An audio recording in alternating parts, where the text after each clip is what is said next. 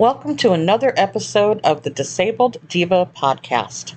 I am your host, Cynthia Covert, and today we're playing a special version of Never Have I Ever. Except, in our show, it's called Never Did I Ever. We'll explore things I, and possibly you, never had to think about or deal with before becoming chronically ill.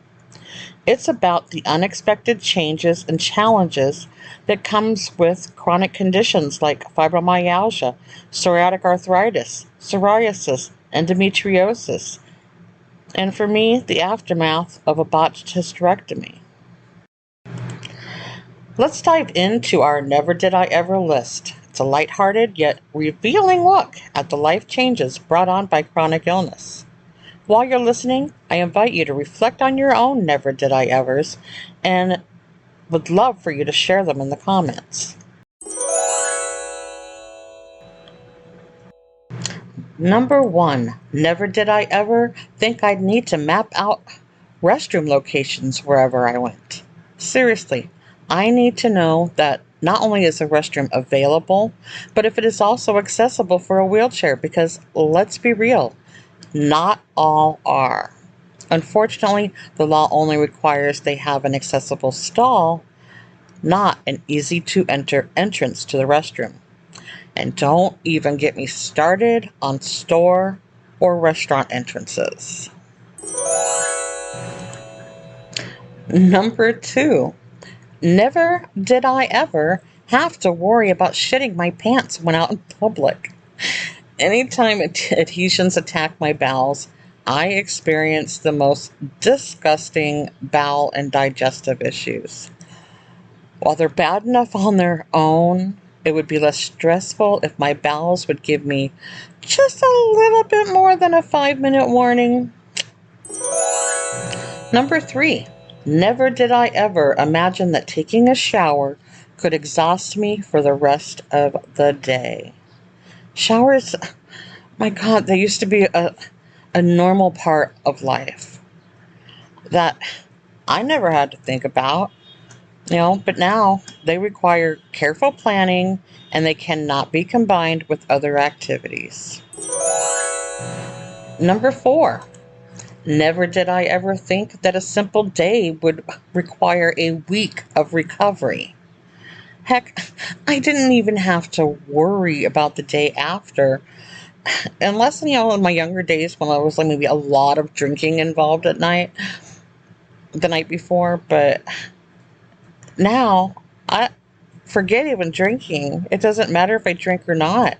Now it takes days and sometimes weeks to recover from something as simple as going out to dinner.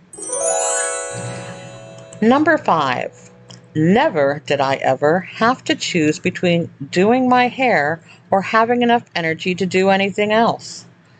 It's so hard to believe that there really was a time when I could take a shower, wash my hair, dry it, style it, apply makeup, and get dressed. I mean, like, get dressed without ever worrying that those daily tasks would deplete all of my energy. Number 6, never did I ever think the weather forecast would dictate my pain levels. All right, I'm going to pause for a minute while my neighbor tries to figure out their freaking alarm.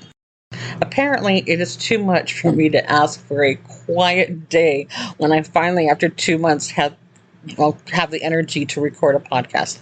Anyways, all right. Back to number 6. I don't know where I left off, so I'm going to start back at the beginning. Never did I ever think the weather forecast would dictate my pain levels. I will never forget the first time that I realized weather was one of my pain triggers. I was living in Denver, Colorado, near the Front Range, and I woke up feeling like my head was full of sand. As the day went on, my skin felt like it was on fire, but yet I didn't have a fever. And now the dogs. Okay. I don't need your help. Nope, don't need your help. We're going to carry on. Nope, don't need your help. Okay, Good boy. Good girl. Enough. Alrighty. So where was I? Yes, my blood felt like it was like ice cubes flowing through my veins, but very slowly. My joints, they were swollen, and it felt like somebody was trying to pry them apart with a screwdriver.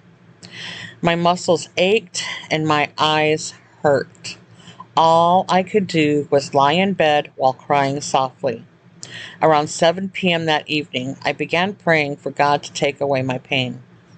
Just a few minutes later, thunder struck. The storm that was working its way over the mountain let loose. With each thunderclap and lightning strike, my pain decreased. 30 minutes into the storm, and all the pain was gone.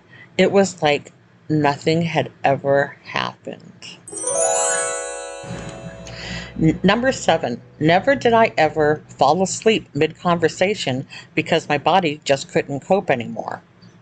Please accept my apology if I have ever fallen asleep or looked like I have checked out mid-conversation. Because believe me, please believe me when I say it wasn't you or the topic of conversation. My brain can only handle so much when my body is experiencing high levels of pain before it shuts down. I always feel the sleeping spell come over me, but there's nothing I can do to stop it. It's humiliating and it's frustrating. Number 8. Never did I ever consider a full night's sleep to be a luxury. It was just something I did, and it rarely affected my abilities the day after. Then chronic illness took over. For 11 years, the most I slept per night was 4 to 6 hours, and that was not consistent. Number 9, never did I ever worry about the side effects of my medications more than the symptoms they treat.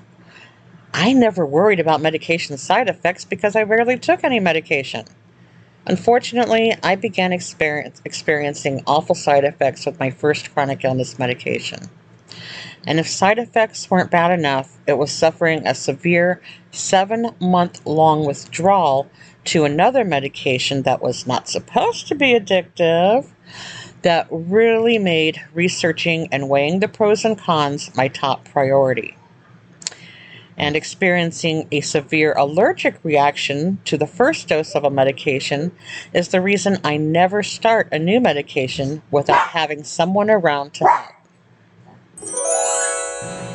Number 10. Never did I ever have to explain to friends why I couldn't make it to an event again. Hush, Ziva. No. It's not only embarrassing to turn down an invitation because of pain and fatigue, but it gets old. And not just for those that I'm saying it to, I hate how my health and disabilities interfere with my life. Number 11.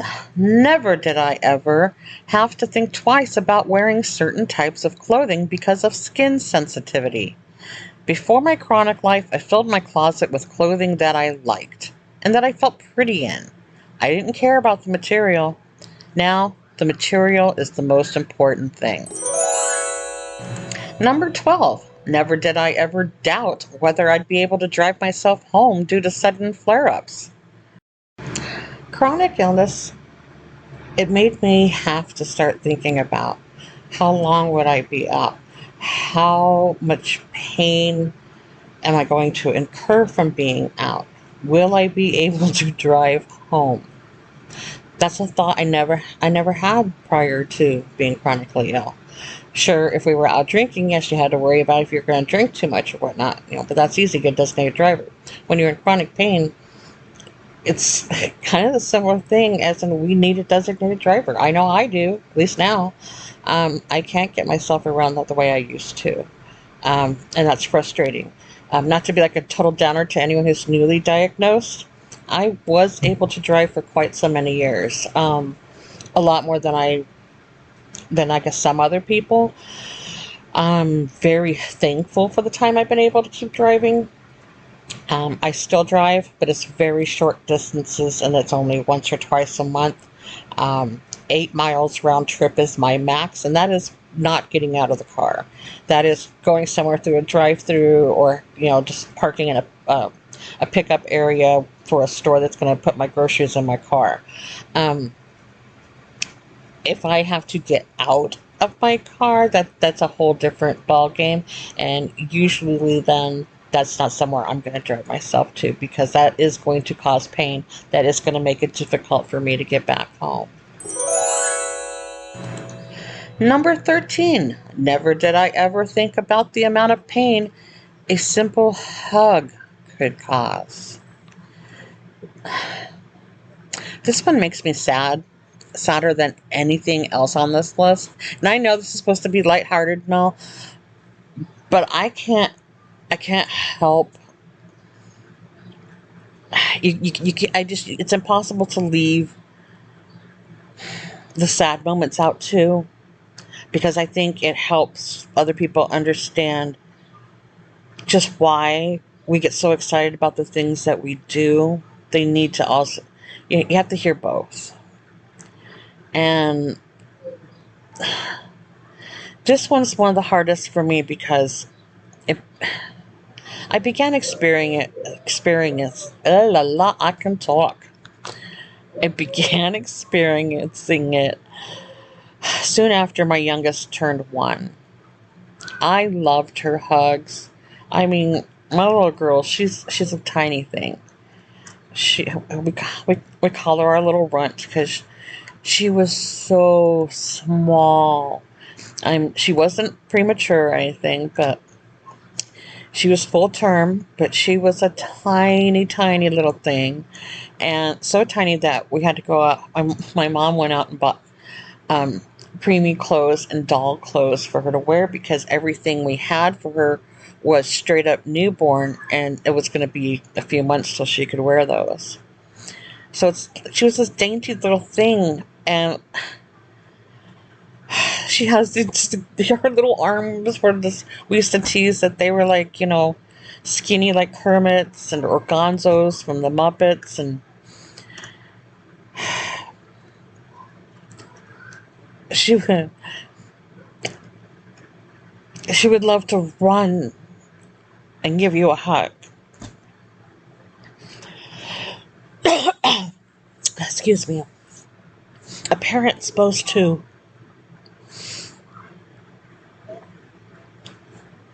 that's supposed to make a parent happy. It's supposed to make anybody happy.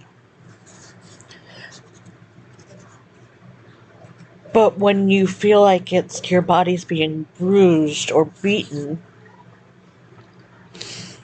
it's not the same. And I found myself cringing. Just because my little one wanted to run and give me a hug. These are parts of chronic illness that no one can make up for. No one can. There's no pill for it. There's no.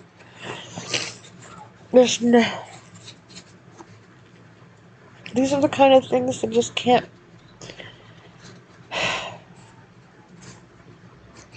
That nobody should have to deal with. No one should have to deal with it. No one.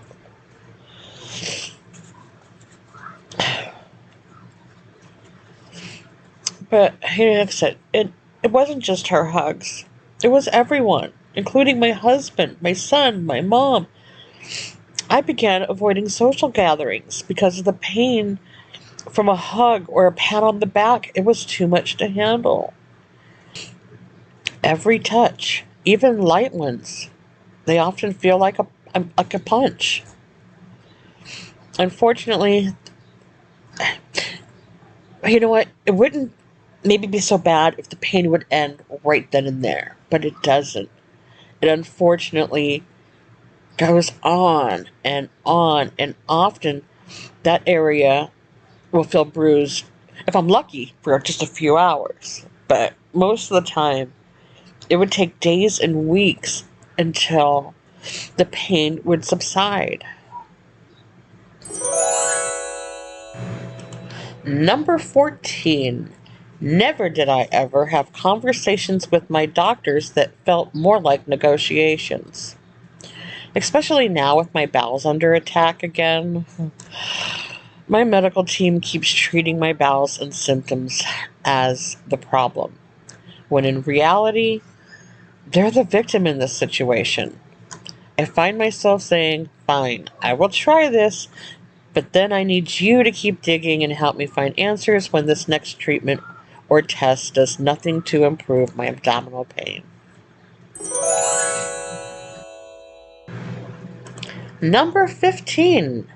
Never did I ever turn down a day at Disneyland because I couldn't lift my head from the pillow. Understand that I let very little come between me and a day at Disneyland. That includes chronic pain. I have been visiting with Disneyland with chronic pain since 2005. In fact, it was on the second morning of that very vacation in the summer of 2005 that I had to be taken to the hospital because of appendicitis. That evening, I had an emergency appendectomy, and the next day I returned to the hotel.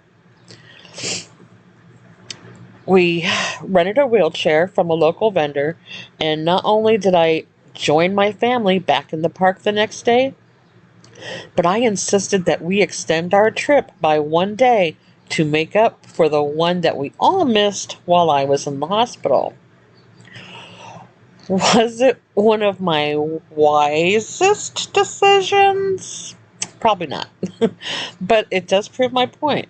Anyway, this past Easter was one of several planned Disney days that I have had to cancel in the past year due to high levels of pain and fatigue. Number 16. Never did I ever think I'd need tools just to open a jar. Not just jars. I have all kinds of accessible tools all over my house to help me perform tasks that the average person never has to think about. Number 17. Never did I ever have to pre-plan every detail of my day to manage my energy levels. Nothing will happen in the evening if I do something in the morning. If I have something planned in the evening, I have to keep my morning schedule clear. Never, ever in my wildest dreams did I ever think I would have to plan days just to take a shower. Or that I'd have to keep my schedule clear after an activity that involved leaving the house. Others like to accuse spoonies like me of not doing a good job of pacing. Which, you know what? It could be correct if we always had the same amount of productive hours each week. Or possibly even each day. But it's impossible. Unless our symptoms and pain are managed extremely well. With this war on painkillers now, most people, their pain is not being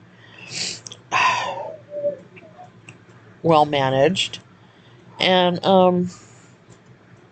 I honestly, without managed pain, I wasn't able to pace. It's only during the years that my pain has been well managed that I was able to pace, that I was able to figure out ways to work around an odd or an odd bad day, or one bad day a month, or a bad day even a week. But when you're having only one or two good days, tell me how I am supposed to pace myself. How am I supposed to accomplish anything if I don't have the time to actually practice pacing?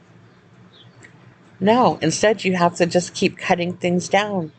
Do less, do less, do less, do less. And in turn it takes more energy and more energy and more energy to do less and less and less. Number 18. Never did I ever think I'd become a quasi-expert on medical terms and treatments. But I had to become one in order to advocate for myself.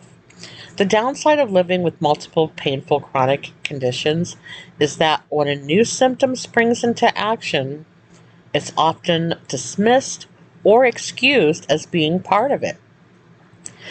I had to fight for 2 years after my hysterectomy before finally finding a surgeon who didn't lump my new symptoms in with my chronic illnesses. And thank God that I did, because at the time, my bowels were being strangled. I am currently in a similar situation, except this time, I don't have as much energy to fight as hard as I did last time. Doesn't mean I'm giving up. It doesn't mean that I'm not going to fight. I am. But I don't have the energy to fight at the velocity that I did last time.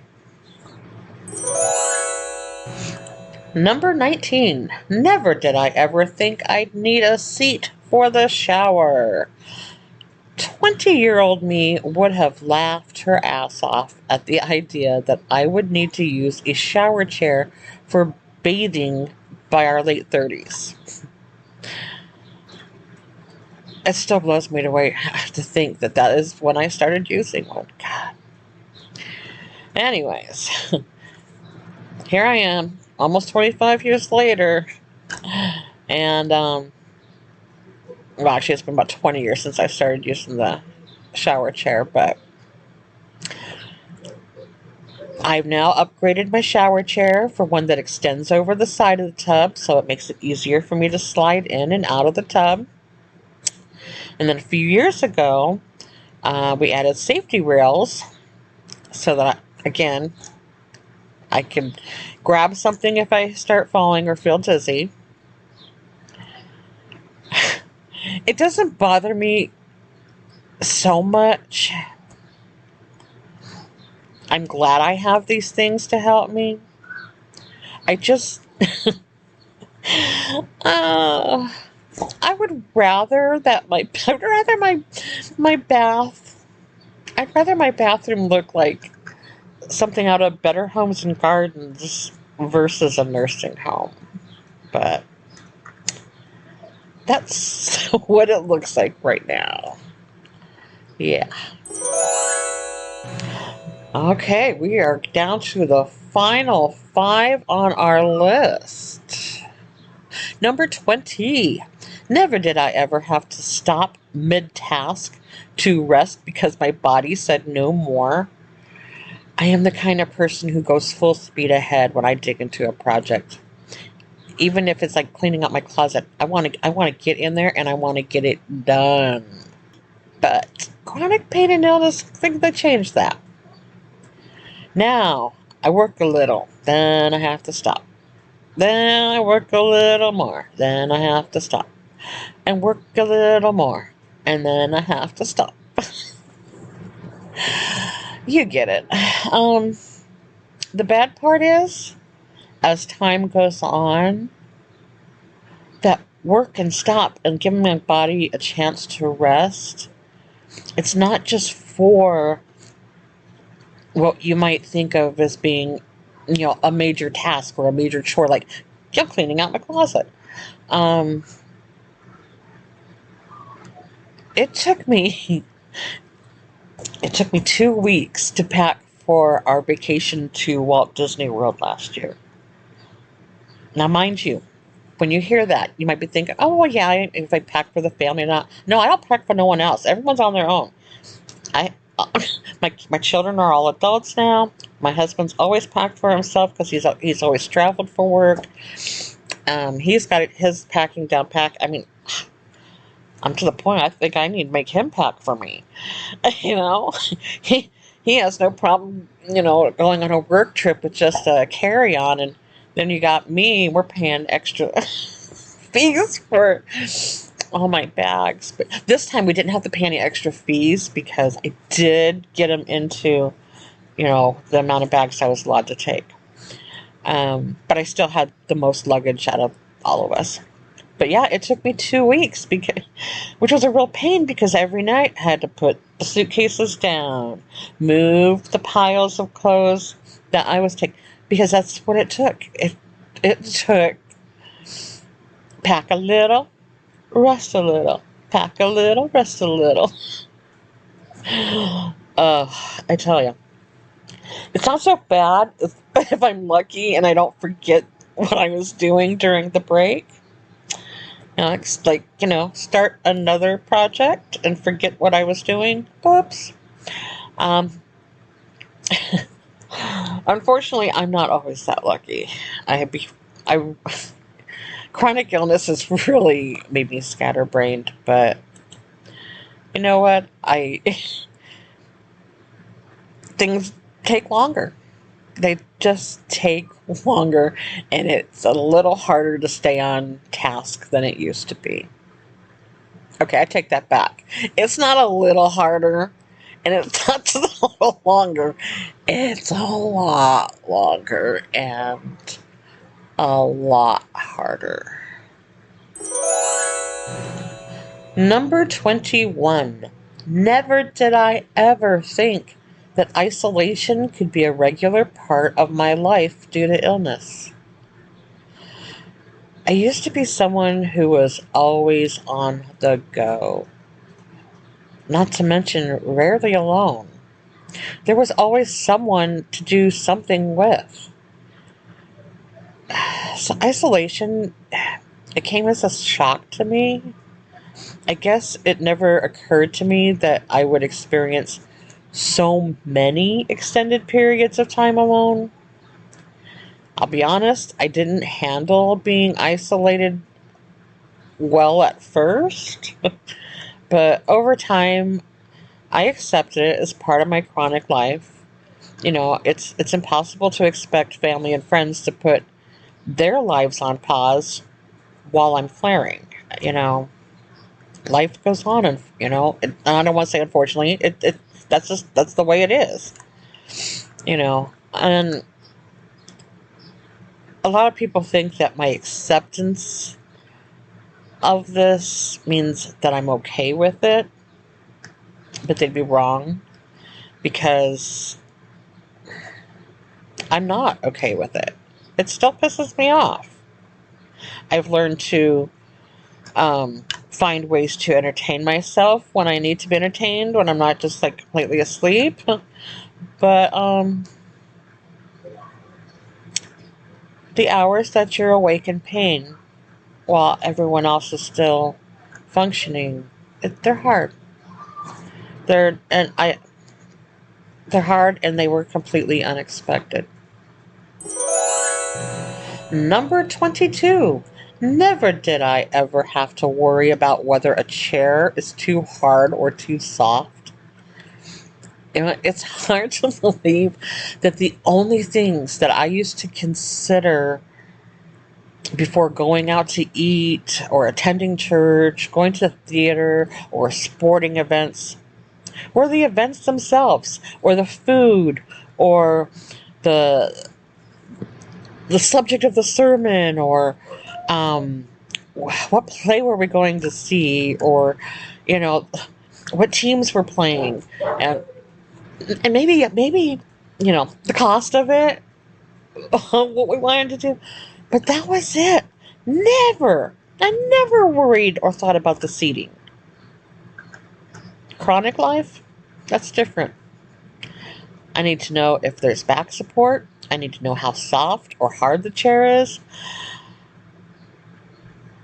I also need to know, before I can make a commitment, how long are we going to be there? Will my body last? Can I sit in that chair that long? I now look up restaurants on Yelp, and I do Google searches of them because I want to see inside. I need to see what the layout is. I need to see if I'm going to be using my wheelchair. Will I be able to get around? I need to see if I'm going to use their seats? Are they going to be comfortable? Will I be able to get in and out of the table easily and get to the restroom easily? There's so many things that I never had to worry about before. There's been, it's a lot. It's a lot to think about. My days of sitting on bleachers and folding chairs, they're gone. They're gone. Number 23. Never did I ever think I'd forget simple words because of brain fog. I'm not talking about normal forgetfulness. Brain fog is way more than forgetting one simple word. It's often forgetting all of the words that I would normally use to describe the word that I'm trying to remember. And this is why so many of my conversations turn into a game of charades. Number 24. Never did I ever type sentences backward or speak like Yoda. A few years into my chronic life, my husband and kids noticed that I would occasionally speak like Yoda from Star Wars. For example, instead of saying, "I am hungry," I would say, "Hungry am I?" A decade later, and a few years after I had begun blogging, I noticed a strange thing while editing a blog post. There were words that were typed backward. And then a few years later, I noticed that some of my sentences were also typed backward. Can you imagine how fun it is to edit my work? Yeah. I can laugh about it, and I do. Especially about the Yoda talk. It's actually quite hilarious. Especially when I actually hear it come out of my mouth. I'm like, what the heck? But it's also very disheartening, especially the typing part, because my typing skills used to be outstanding.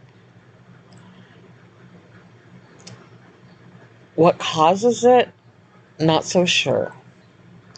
I did notice a correlation between typing backwards and pain spikes in my spine. But after 25 years of chronic living, it's pretty much become a daily occurrence.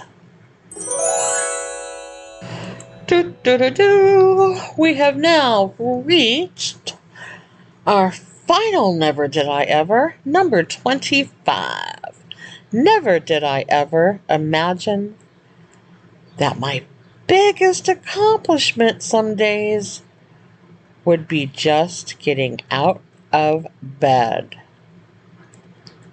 Alright, this is embarrassing, but I am tickled pink any day that I have the strength to change out of my pajamas, put on some daytime loungewear, and move from my bedroom to the living room. Seriously. Like, when did this become my standard of a good day? And when did this become acceptable to our doctors? Because I honestly can't imagine somebody telling me, even before I had experienced this, that this was a good day for them. A good day. This is usually what people do when they're sick. And yet, this is my current standard for a good day. I don't get it. With that said, if you got out of bed today, I'm going to send you a virtual high five. Ready? Woo! And if you didn't, you know what? Better luck tomorrow. We can't win them all. Life with chronic illness, it's full of surprises. Some tough, others enlightening. It teaches resilience, creativity, and even patience. I almost didn't want to say that, but it really has. Newly diagnosed chronic me did not have the patience that living with these things for 25 years has given me. I am much more patient now, and with a lot of things, and not just myself, not just my body. Just with a lot of things, I've learned to have a lot more patience. And it's my hope that by sharing my journey with you through this podcast, that I'm able to shine a light on our struggles and the strengths that we gain each day. Thank you for joining me today on the Disabled Diva Podcast. Remember that you are not alone on this journey. Until next time, this is the Disabled Diva wishing you a great big beautiful tomorrow.